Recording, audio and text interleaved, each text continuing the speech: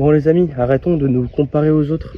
J'entends tout le temps, ouais mais il est plus fort, regarde comment il avance, on s'en fiche. On s'en fiche, on est tous le plus nul d'un autre, tous le plus fort d'un autre, à moins d'être Eliud Kipchoge au marathon ou Teddy Riner au judo, on sera toujours le plus nul d'un autre. On court 2h30 sur le marathon de 4h, ça ne change rien. On n'évalue pas une performance au chrono, on évalue une performance à l'évolution. Parfois je trouve des évolutions magnifiques. Passer de 5h à 4h sur un marathon, c'est beaucoup plus beau que de stagner pendant 10 ans à 2h30 parce qu'on n'arrive pas à travailler méthodiquement et on ne prend plus de plaisir à courir. Donc arrêtons de comparer tout. On peut se comparer pour évoluer, pour se dire je vais faire comme lui parce que lui il est fort, donc je vais prendre de lui pour avancer. Mais se comparer pour se descendre, se dire j'y arrive pas, il est plus fort, je suis plus mauvais, ça ne sert vraiment à rien.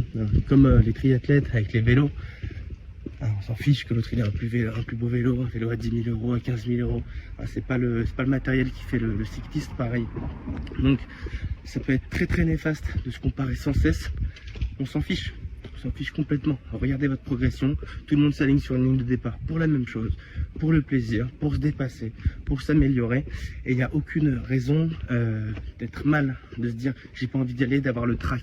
Alors on a toujours le stress en partant sur une ligne de départ, mais c'est normal. Et puis quand on est dedans, on se rend compte qu'il y a une effervescence commune et que tout le monde est là pour la même chose. Donc voilà, ça sert à rien de tout le temps regarder à droite, à gauche, tout le monde est là pour la même chose.